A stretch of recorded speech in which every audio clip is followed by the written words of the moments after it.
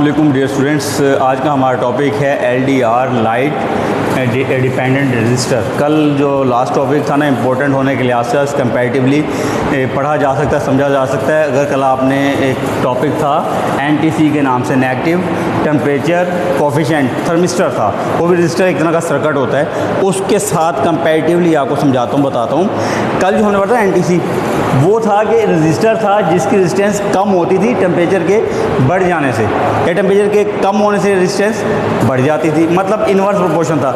यहाँ पर सेम वही चीज़ है, रजिस्टर हुज रेजिस्टेंस डिक्रीज। यहाँ पर भी इस सर्किट की भी रेजिस्टेंस क्या होगी, कम होगी, लेकिन यहाँ पर LDR लाइट डिपेंडेंट रजिस्टर है, तो इसका मतलब है यहाँ पर लाइट इंटेंसिटी की बात की जाएगी। अगर आप लाइट इंटेंसिटी को बढ़ा देंगे तो रेजिस्टेंस क्या हो जाएगी, कम हो जाएगी। वहाँ पर क्या था, टेम्परेचर को बढ़ाने से रेजिस्टेंस क्या हो रही थी, कम हो रही थी।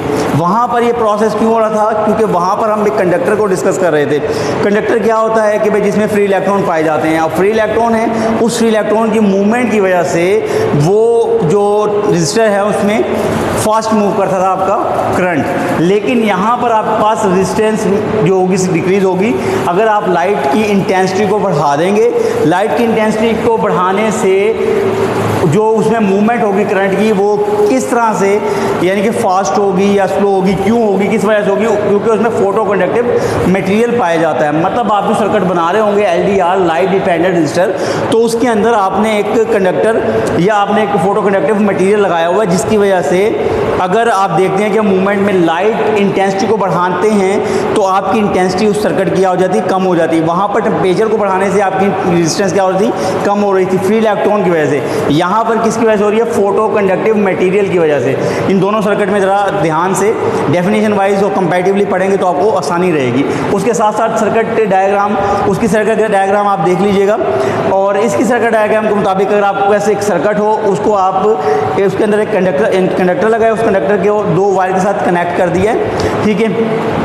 यही वो बेसिकली आपके पास रजिस्टर या बेसिकली वही आपके पास कंडक्टिव मटेरियल है जो लगा हुआ है, जिसकी वजह से यहाँ पर जो लाइट इंटेंसिटी बढ़ेगी तो रेजिस्टेंस क्या हो जाएगी, ऑटोमेटिकली कम हो जाएगी। उसके साथ साथ LDR का जो मेन पर्पस होता है, काम होता है, वो क्या होता है, वो ये होता है कि यहाँ पर करंट की जो करंट को होता है वो जल्दी से और ज़्यादा क्वांटिटी में बहने देता है। वजह ये है कि यहाँ पर आपके पास लाइट डिटेक्शन की बात, लाइट डिपेंडेंट रजिस्टर की बात कर रहे हैं। लाइट डिपेंडेंट रजिस्टर में क्या होते हैं, फोटो कंडक्टिव मटेरियल होते हैं। अगर आप लाइट इंटेंसिटी को बढ़ा देंगे, रेजिस्टेंस क्या हो जाएगी, कम हो जाएगी। रेजिस्टेंस कम होने से यहाँ पर it allows more current to pass. जब रेजिस्टेंस कम होगी तो करंट क्या होगा, ज़्यादा पास होगा, ठीक है। V equal to I, R आपको याद होगा, V direct proportional to I, तो यहाँ पर R क्या है, रेजिस्टेंस है। ओम्स लॉ के मुताबिक आपने ये बात पढ़ी थी। अगर आप रेजिस्टेंस कम कर दें, करंट क्या हो जाएगा, बढ़ जाएगा, करंट ज़्यादा मिकदार में बहेगा। उसके बाद यहाँ पर इसके इस्तेमालात में ऑटोमेटिक लाइटिंग सिस्टम से मुराद, अब आपने देखो कैमरेज लगे होते हैं, सिक्योरिटी कैमराज लगे होते हैं। बहुत बात शाम के टाइम, रात के वक्त उसमें से एक अचानक से जब फेस डिटेक्शन होती है तो उसकी एक येलो लाइट ऑन हो जाती है ऑटोमेटिकली ऑन, ठीक है। और उसके अलावा अब बात करते हैं कैमरा सेंसर की। अब आप कैमरे के सामने आते हैं तो कैमरा खुद से डिटेक्शन करता है और वहाँ पर ब्राइटनेस जो है वो कम ज़्यादा कर रहा होता है, ठीक है। Appliances where light detection needed, तो इस तरह के अप्लायंसेज जहाँ पर लाइट डिटेक्शन की ज़रूरत हो तो वहाँ पर भी आप इस LDR लाइट डिपेंडेंट रजिस्टर का इस्तेमाल कर सकते हैं। बेटे कंपैरेटिवली पढ़िएगा NTC के साथ।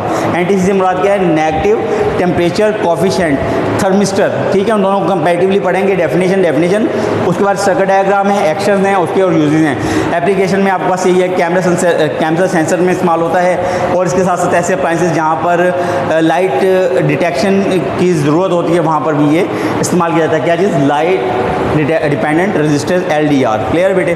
उसके बाद आज का नेक्स्ट टॉपिक हमारा है यूज़ ऑफ इलेक्ट्रिसिटी। इलेक्ट्रिसिटी से आप बहुत वाकिफ़ है और कहाँ कहाँ पे इस्तेमाल की जाती है। जैसे मैंने पॉइंट्स बनाए हैं, वो पॉइंट्स आपके पास बुक में तो पैराग्राफ वाइज लिखे हैं, मैंने पॉइंट्स बना के ना उनकी हेडिंग बना दी ताकि आप लिए आसानी रहे। आप ये पॉइंट्स याद करेंगे तो इसके अंदर का जो डाटा है, इंटरनल डाटा, वो आप इजीली खुद से कॉन्सेप्चुअली लिख पाएंगे। देखिएगा ज़रा, हीटिंग पर्पज़ में कहाँ पे इस्तेमाल होता है। हीटिंग पर्पज़ स्टोव है, इलेक्ट्रिक हीटर है, वाटर हीटर से मुराद क्या है, गीज़र है, जो हम गीज़र लगाते हैं सर्दियों में, ठीक है। पानी जो है वो गर्म हो जाता है। इसके अलावा बट उसके अलावा आपके पास इलेक्ट्रिक हीटर है, सर्दियों में हम हीटर लगाते हैं ताकि हमारा रूम हीटअप हो जाए और टेम्परेचर उसका क्या हो जाए, बढ़ जाए। बाज़ का जो टेम्परेचर होता है वो बहुत कम होता है सर्दियों में, इस वजह से। और उसके अलावा स्टोव, ठीक है, इलेक्ट्रिक स्टोव भी होते हैं, तो उन सब में हीटिंग पर्पज़ के लिए भी लाइट का यानी कि इलेक्ट्रिसिटी का इस्तेमाल किया जाता है। उसके अलावा लाइटिंग पर्पज़ में कहाँ पर इलेक्ट्रिसिटी इस्तेमाल होती है, नाम से ज़ाहिर लाइटिंग में it use in lighting for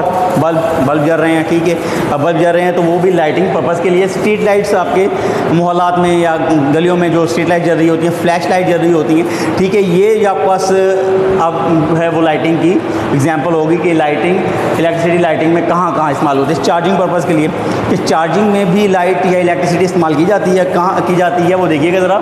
it uses in battery charging, आप बैटरी चार्ज करेंगे, ठीक है, वहाँ पर भी आप इसका इस्तेमाल करेंगे। मोबाइल बिलफर्ज आप कार की बैटरी है उसको चार्ज करते हैं, ट्रक की बैटरी चार्ज करते हैं या बाइक की बैटरी चार्ज करते हैं, तो वो चार्जिंग के लिए भी आपको इलेक्ट्रिसिटी का सहारा लेना पड़ता है। उसके साथ साथ हम फ़ोन इस्तेमाल कर रहे हैं, ठीक है, सेल फ़ोन इस्तेमाल कर रहे हैं, तो उसमें भी आप चार्जिंग के लिए इलेक्ट्रिसिटी इस्तेमाल करते हैं। लैपटॉप, ठीक है, हम इस्तेमाल करते हैं, चार्जिंग करने के बाद इस्तेमाल करते हैं ताकि उसमें चार्जिंग हो, वो भी इलेक्ट्रिसिटी का काम है। और दूसरे इलेक्ट्रिकल व्हीकल्स जो हम आजकल हमारी चार्जिंग वाली बाइक्स चल रही हैं, ठीक है, तो उसमें भी आपके पास किसका इस्तेमाल है ज़्यादातर, व्हीकल्स का, किसका, इलेक्ट्रिसिटी का। इसके अलावा पावर मोटर्स में आपके घर में मोटर लगी हुई है, ठीक है, पावर मोटर में आपके पास वॉशिंग मशीन है, रेफ्रिजरेटर है, इंडस्ट्रियल मशीनरी है, इलेक्ट्रिक कार्स है, ट्रेन है, ये सारी किस अमल पे काम कर रही है, उसूल पर, इलेक्ट्रिसिटी उसूल पर काम कर रही है। इसके अलावा इलेक्ट्रॉनिक सिस्टम से मुराद आपके पास टेलीविज़न है, रनिंग कंप्यूटर्स है, स्मार्टफोन्स हैं और बहुत से दूसरे गैजेट्स भी हो सकते हैं जो कि इलेक्ट्रॉनिक सिस्टम में शामिल हैं, ठीक है। उसमें भी आपके पास किसका इस्तेमाल है, इलेक्ट्रिसिटी का इस्तेमाल है। तसल्ली से पढ़ लीजिएगा, 5-6 पॉइंट्स बनाए हैं, आसानी से इसको आप, ठीक है, याद कर लीजिएगा, समझ लीजिए, पॉइंट बना लीजिएगा, आज में आसानी रहेगी। उसके बाद है इलेक्ट्रिक पावर, शॉर्ट क्वेश्चन के लिए आपसे इंपॉर्टेंट है, न्यूमेरिकल के लिए हमें फार्मूला चाहिए होगा, इंपॉर्टेंट है, और इसकी मैथमेटिकल फॉर्म इंपॉर्टेंट है, समझ लीजिए। यानी कि इलेक्ट्रिक पावर क्या होती है, इलेक्ट्रिक पावर फार्मूले में देखिएगा, इलेक्ट्रिक पावर जहाँ पे टाइम पे कोई चीज़ डिवाइड हो रही है इसका मतलब वो चीज़ रेट कहलाएगी, ठीक है। The rate at which electrical energy या इलेक्ट्रिक एनर्जी इज़ ट्रांसफर्ड और कंज्यूम्ड इन अ सर्किट। आपने सर्किट बनाया, उस सर्किट में कितनी एनर्जी स्टोर्ड हुई या उसके बाद उस करंट उसको यानी कि कनेक्ट करने के बाद आप उस सर्किट को कनेक्ट करते हैं बैटरी के साथ, कनेक्ट करने के बाद उसमें कितना वर्क डन हुआ, उस वर्क डन की कितनी उसमें एनर्जी कितनी कंज्यूम हुई, तो उस सब का जायज़ा लेकर आपको इलेक्ट्रिक पावर कहलाएगा। इसके अलावा अगर आपके पास ये देखें कि इसका main point, it measures how quickly work is done. ये बात बताई मैंने आपको कि उसमें कितना वो जो आप बैटरी से कनेक्ट करते हैं उसमें कितनी एनर्जी गुजर गई, कितनी एनर्जी कंज्यूम हुई है, कितना वर्क डन हुआ, वो भी आपको इलेक्ट्रिक पावर के ज़रिए ही पता चलेगा।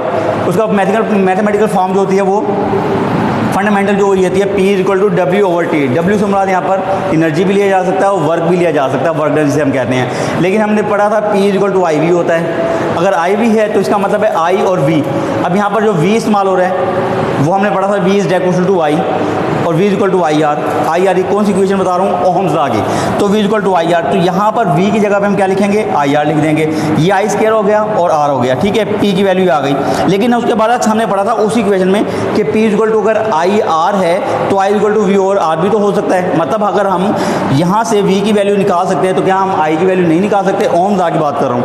तो I=V/R। तो अब यहाँ पर आपके पास जहाँ पर लिखा हुआ ना I, तो वहाँ पर हम पुट करेंगे I की वैल्यू V/R। ये V और R, V का स्क्वायर हो गया, R का स्क्वायर हो गया और R। यहाँ पर R का स्क्वायर के बजाय मैंने R 2 दफ़ा लिखा है ताकि यहाँ पर कटिंग हो जाए, आपको समझ आए। V²/R यानी कि इलेक्ट्रिक पावर V²/R, ये इसकी फाइनल इक्वेशन होगी। अच्छे से रिवाइज कीजिएगा।